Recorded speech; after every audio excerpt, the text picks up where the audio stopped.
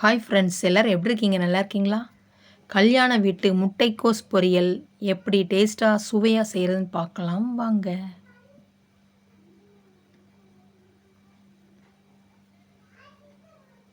இது சுட சுட சாதத்துக்கு, அப்புறம் தயிர் சாதத்துக்கு, லெமன் சாதத்துக்குலாம் சூப்பராக இருக்கும். வாணலி சூடானதுக்கப்புறம் தேவையான அளவு எண்ணெய் சேர்த்துக்கோங்க. ஒரு ஸ்பூன் கடுகு சேர்த்துக்கோங்க. கடுகு நல்லா பொரிஞ்சதுக்கப்புறம் ஒரு ஸ்பூன் சீரகம் சேர்த்துக்கோங்க. தேவையான அளவு பெருங்காயத்தூள் சேர்த்துக்கோங்க. உளுந்து சேர்த்துக்கோங்க. ஒரு ஸ்பூன் உளுந்து சேர்த்துக்கோங்க. 5-6 பூண்டு தோல் உரிக்காமல் தட்டி சேர்த்துக்கோங்க.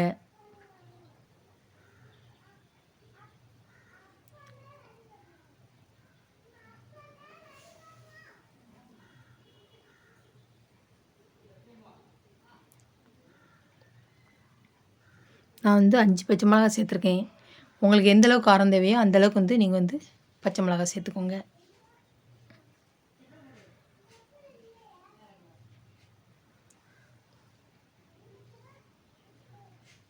ஒரு பல்லாரி பொடிசு பொடிசாக கட் பண்ணி அதையும் சேர்த்துக்கோங்க.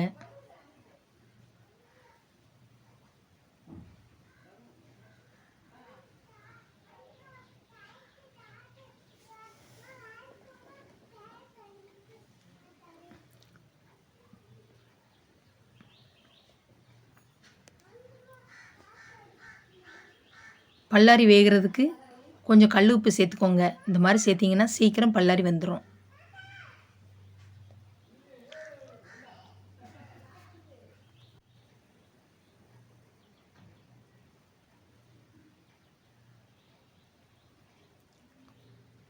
கருவேப்பிலை சேர்த்துக்கோங்க.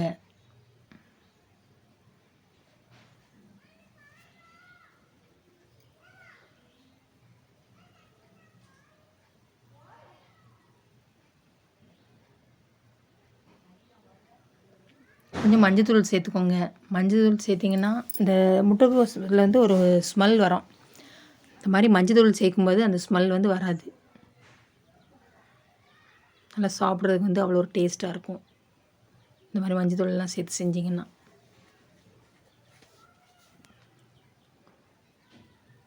ஒரு குத்து பாசிப்பருப்பு ஒரு 10 நிமிஷம் ஊற வச்சுக்கோங்க. ஊற வச்சு அதையும் சேர்த்துக்கோங்க. பாசிப்பருப்பு செஞ்சு முட்டைக்கோஸ் பொரியல் செஞ்சோம்னா அவ்வளோ ஒரு டேஸ்ட்டாக அவ்வளோ ஒரு சுவையாக இருக்கும்.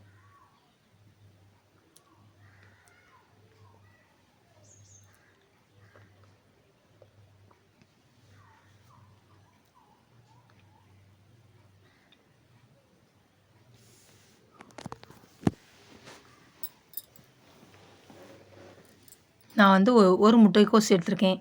அதாவது ஒரு 3/4 கிலோ இருக்கும். அதை நல்லா பொடிசு பொடிசாக கட் பண்ணி நல்லா கழுவி அதையும் வாணலில் சேர்த்துக்கோங்க.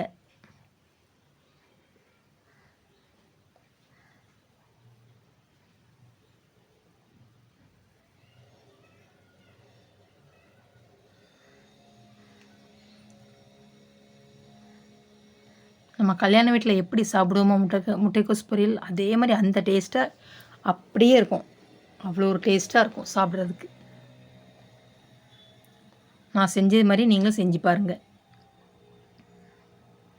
முட்டைக்கோஸ் சேர்த்துட்டு நல்லா கிண்டி விட்டுக்கோங்க.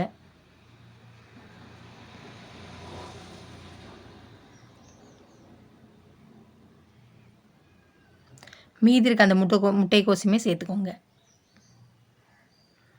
பார்க்கறதுக்கு நிறைய வானல் நிறைய இருக்குது. ஆனால் வேக வேக அப்படி கரெக்டாக நார்மல் இதுக்கு வந்துடும். வானல் வேறு பெருசு இல்லை, அதனால் இந்த வானலில் செஞ்சுருக்கேன். எப்படி கரெக்டாக பார்த்தீங்களா? வேக வேக. ஆனால் மூடி வச்சு வேக வைக்கணும். அப்போ தான் நல்லா வேகும். ஆனால் அடுப்பு சிம்மில் வச்சுக்கோங்க. மறுபடியும் கொஞ்சம் உப்பு சேர்த்துக்கோங்க.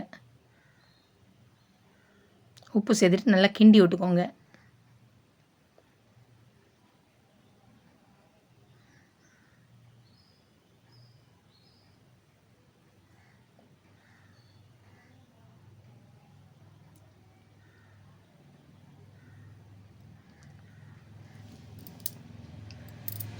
மறுபடியும் மூடி வச்சுக்கோங்க. திறந்து பார்த்து அப்பப்போ கிண்டி விட்டுக்கோங்க.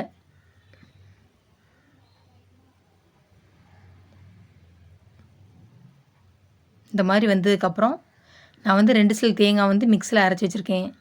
அதை வந்து சேர்த்துக்கிடுறேன்.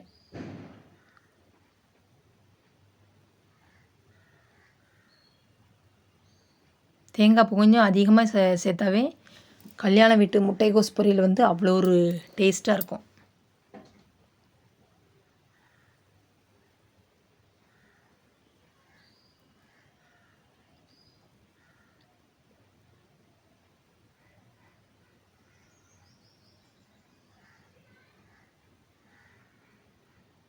அடுப்பை ஆஃப் பண்ணிக்கோங்க. சூப்பரான டேஸ்டியான கல்யாண வீட்டு முட்டைக்கோஸ் பொரியல் ரெடி. என்னோடய வீடியோ பிடிச்சிருந்தா லைக் பண்ணுங்கள், ஷேர் பண்ணுங்கள், கமெண்ட் பண்ணுங்கள்.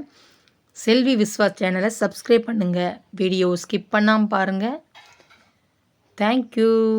பாய்.